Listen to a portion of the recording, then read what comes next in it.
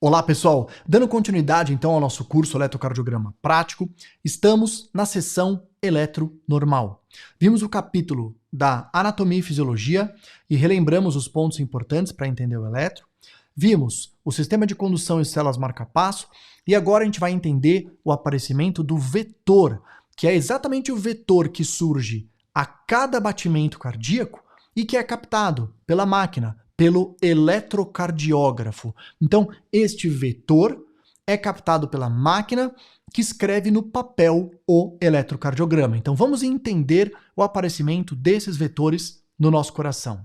Então, para essa explicação, eu vou puxar aqui esse desenho, que é um desenho absolutamente didático, representa aqui o átrio direito, ok? Olha, aqui o ventrículo direito, aqui o átrio esquerdo e aqui o ventrículo esquerdo, somente para que a gente possa fazer essa discussão do aparecimento dos vetores, tá legal? Então, o que a gente tem que saber com relação aos vetores? Bom, dentro das células existe uma polaridade predominantemente negativa, e isso é conhecido há muito tempo. Né? Os cientistas conseguiram fazer micropipetas de vidro e viram que dentro da nossa célula muscular tem uma polaridade ao redor de menos 90 milivolts e a célula está em repouso. Então, se dentro da célula é uma polaridade negativa, né, predominantemente negativa, no extracelular a gente poderia colocar aqui, olha, que nós temos uma polaridade predominantemente positiva, ó. Então, isso que eu estou desenhando aqui seria no relaxamento. Acontece que, quando a gente tem ali a ativação, né, da parte elétrica do coração, ele, na célula, faz aquele potencial de ação. Lembra das aulas de fisiologia? A gente não vai retomar aqui. Mas o fato é que no potencial de ação, existe uma troca de cargas, né? E dentro da célula fica positivo. Essa troca de cargas é importante para liberar cálcio, para o músculo contrair. E quando dentro da célula fica positivo, agora fora da célula fica predominantemente negativo. Então, olha, lá na onda, tá, de despolarização, a gente fica assim agora, ó, negativo, né, e positivo. Por quê? A onda vai percorrendo. Sempre que tiver uma carga negativa no extracelular, então olha aqui, gente, importante, isso é fora da célula. Extracelular. Quando aparece uma carga negativa com uma positiva, a gente chama de dipolo. E aí surge aqui um vetor, que é o vetor da despolarização. Então, por isso que tem esse nome, despolarização, que é a mesma coisa que contração, porque ele está perdendo a polaridade positiva. Até que vai chegar um momento em que fora da célula vai estar tudo negativo, ó, tudo negativo. E, de novo, não tem vetor. E aqui seria o momento que os átrios estão contraídos. Mas esse átrio precisa relaxar. Então, quando ele precisa relaxar, de novo acontece a troca das cargas, né? Então, lá no potencial de ação, né, o que acontece? Dentro da célula está tudo positivo, liberou cálcio, contraiu. Aí começa a trocar de novo carga, tal, para voltar a ficar menos 90 milivolts na célula e ter o relaxamento, né? O músculo não pode ficar contraído o tempo inteiro. Então, quando ele começa a voltar a polaridade para a célula negativa, dentro, né, ficando negativo, fora fica positivo, que é o que está aqui, ó. Então ele começa de novo. E aí surge mais uma vez um vetor aqui, ó, que é um vetor da repolarização. Então olha que legal, vetor da despolarização, que são os átrios contraindo, vetor da repolarização, que são os átrios relaxando, até que quando isso termina, fora da célula, está totalmente positivo de novo, ok? Então, entendemos o aparecimento dos vetores dos átrios. Vamos dar uma olhada agora no vetor dos ventrículos. Então, vamos voltar aqui para o desenho? Vamos lá. Os ventrículos, vamos começar pensando então que eles estão ali relaxados, tá bom? Fora da célula, positivo. Dentro da célula, negativo. E vamos lembrar que o impulso elétrico está vindo. Por quê? Ele nasce no nó sinusal, despolarizou os átrios, ele tem aquela, né, redução da velocidade no nó AV, feixe de His. Quando ele vem aqui no ramo esquerdo, ok? Né? E claro, no ramo direito também, mas vamos considerar o ramo esquerdo, ele vem para cá e nas fibras de Purkinje, o que ele vai fazer? dá o impulso elétrico. E da mesma forma que a gente viu nos átrios, começa a ter uma troca de cargas no extracelular, porque dentro da célula ele era negativo, vira positivo. Se ele ficou positivo dentro, fica negativo fora. E quando fica negativo fora, mais uma vez aparece aqui, ó, um vetor, tá bom? Que é o vetor da despolarização dos ventrículos. Então esse nome despolarização significa contração dos ventrículos. Entretanto, nos ventrículos acontece uma coisa muito interessante, que eu vou mostrar para vocês, que é o seguinte.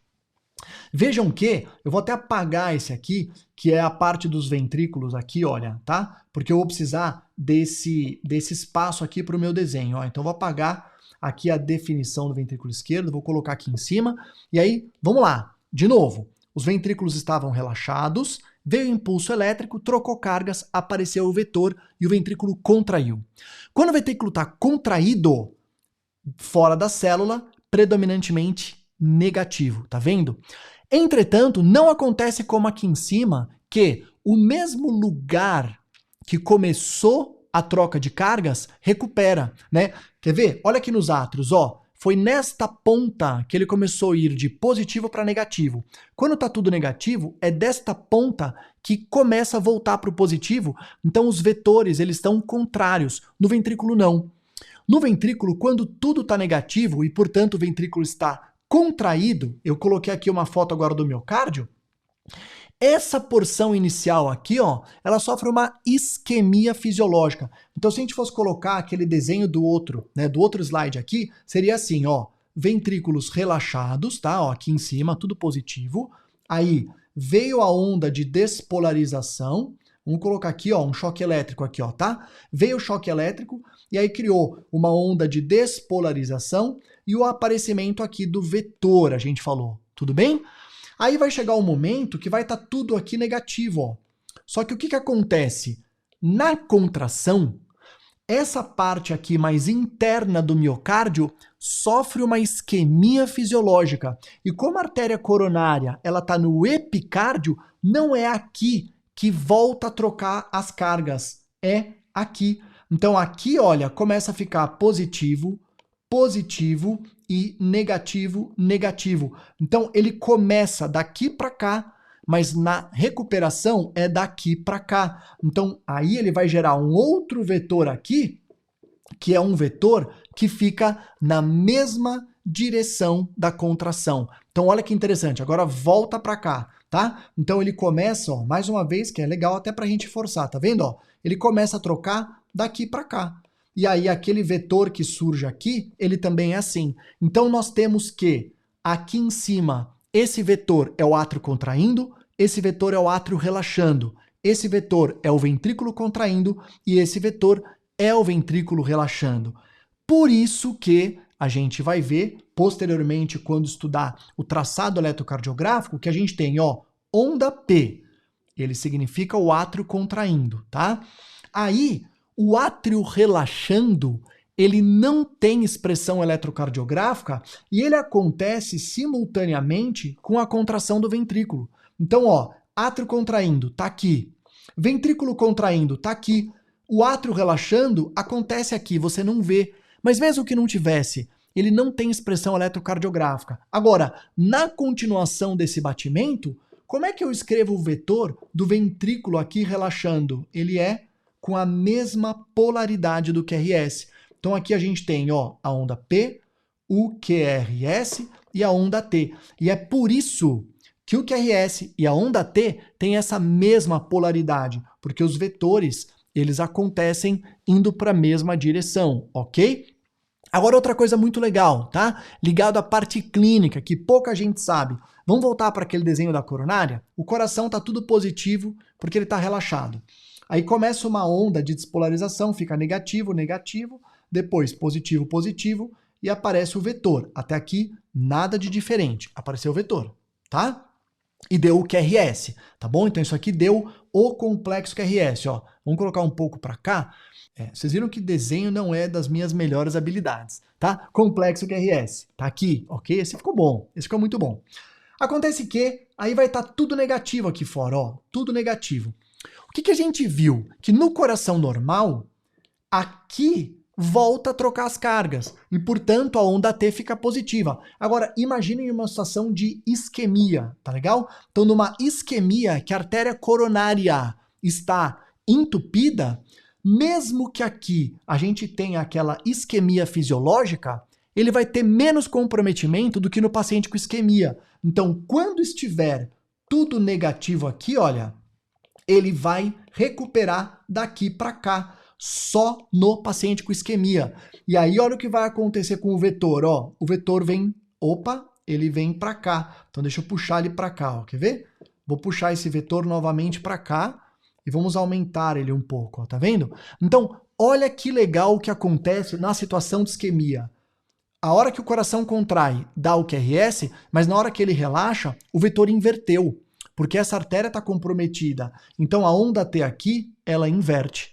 E isto aqui é o primeiro sinal de isquemia, é a inversão da onda T. E agora vocês sabem por que inverte. Quer dizer, esse é o coração normal. Os dois vetores são para a mesma direção. Esse é o coração com isquemia, né? Ele contrai e vem para cá, e na hora que ele relaxa, ele troca, porque justamente tem uma artéria entupida. Então, olha que interessante, como eu comentei, a hora que você entende o porquê do eletro normal, todas as outras alterações a gente não precisa decorar, é só entender. E como uma última figura, vamos dar uma olhada nesse slide, então, para a gente poder resumir essa discussão. Então, de novo, quando os átrios contraem, despolarização dos átrios, aparece a onda P. Quando os átrios relaxam, eu não vejo, porque ele aparece junto com o QRS, e mesmo que você não tivesse o QRS, ele não tem expressão eletrocardiográfica, você não ia ver, ok? Quando os ventrículos contraem, QRS, tá? E quando os ventrículos relaxam, a onda T, que aparece aqui. E aí eu capto, então se eu colocar aqui, olha, uma plaquinha do eletrocardiograma, tá? Ó, a hora que eu coloco essa plaquinha aqui, ele forma a onda P. A hora que eu pego essa plaquinha aqui, ele forma o QRS. A hora que eu pego essa plaquinha e coloco aqui, ele forma a onda T. E com isso, a gente viu então o aparecimento desses vetores e como que esses vetores vão ser captados. No nosso próximo vídeo, a gente vai entender aqueles eletrodos que a gente coloca no paciente, que é exatamente essa plaquinha, para que a gente possa captar essas ondas. Uma última consideração, pessoal. Quando a gente faz esse desenho, ele é um desenho clássico, tá? Mas vocês vão aprender no próximo vídeo que dependendo do lugar que está a plaquinha, ele vai ter uma diferente representação, que é o nosso eletrocardiograma. Quer dizer, cada lugar que eu olho o eletrocardiograma, o complexo QRS vai ter uma conformação diferente. Exatamente porque o vetor é único, mas eu coloco plaquinhas em lugares diferentes do corpo do paciente. A gente vai ver no próximo vídeo. Grande abraço.